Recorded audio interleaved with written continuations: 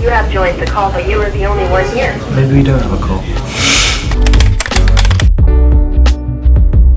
So we set up Abacus 2 years ago. I've been in digital marketing for 10 years now, 8-10 years, always on the agency side. My first agency experience was in the UK, working at a full service digital marketing agency. Then I helped take a piece of software out to Australia, HR management software. Then I came over to Canada about 7 years ago and helped build an agency called Spark, which was a full service digital agency that got acquired about 2.5-3 years ago. And then myself and Jeff, we set up Abacus. So I've always been in kind of digital marketing agency side, kind of running, building agencies. So we're going to go and meet a connection for post media and talk a little bit about social buying and how we might be able to work together.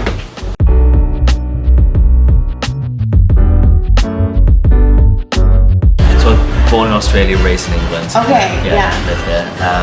But when I first arrived, I just started emailing different agency owners and people, and wanted to get in on the ground on a new agency, and probably had like 10 or 15 coffees, and then was lucky enough to meet what became my first business partner at my last agency.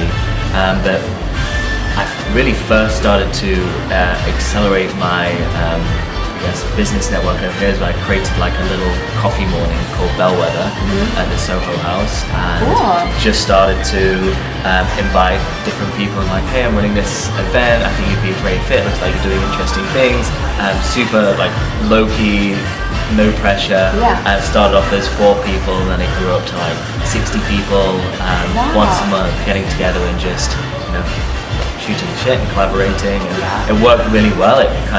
It gave me a reason to reach out to people and talk to them in a non-salesy kind of I'm not going to be a burden on your time type of way.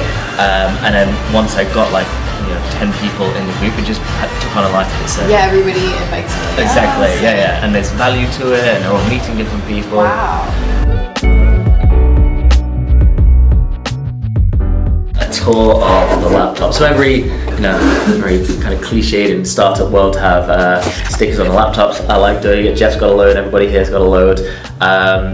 So the most important, the Abacus logo. When we were designing the Abacus logo, we really like sacred geometry and secret meanings and things like that. We also wanted the Abacus logo to be devoid of any abacus, like the name Abacus. We wanted it to be like a lifestyle brand or something like that. So simple, but it kind of stands out and has that kind of sacred geometry type feel.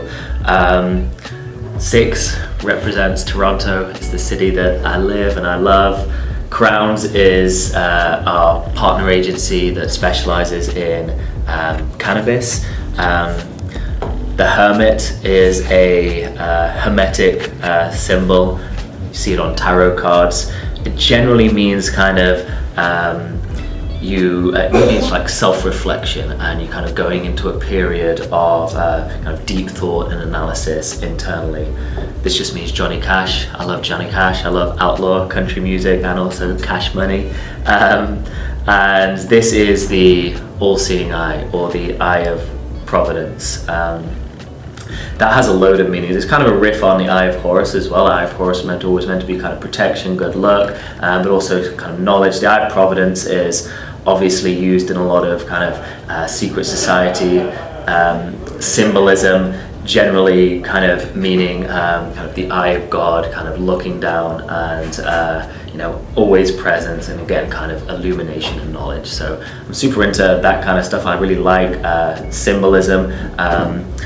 It's all made up. That just means, we're all making this shit up. You can, the brain's kind of our tool, and we're all kind of going along in this world, and we can create anything we want to create, and we're all nobody's really got it sorted, nobody's really got it locked down, and we're all kind of going along and making stuff up. So the world is our oyster, our blank canvas.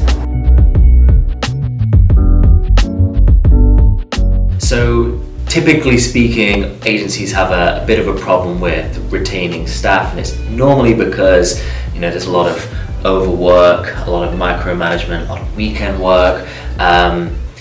Some agencies in the city, they have attrition rates as high as like 25%. We just wanted to do something very different, mainly because it's super expensive to keep on hiring and retraining staff, but also it's a lot of institutional knowledge that you lose when you lose people, so it's not a very efficient, productive way of running a company. So we wanted to do the opposite of what a lot of agencies do, and hammer people with so much autonomy that they never want to leave. Kind of provide a kind of flexible culture that you can come in when you need to, you want to. If you've got to pick up your kids from work, from school, then you can do that. If you want to go and work from the cottage on a Friday to take advantage of the long weekend, you can do that. So long as we're hitting our goals and you're nailing the tasks that you've got in place, and it's worked really well. I mean, we've only lost one person the whole time we've been in business.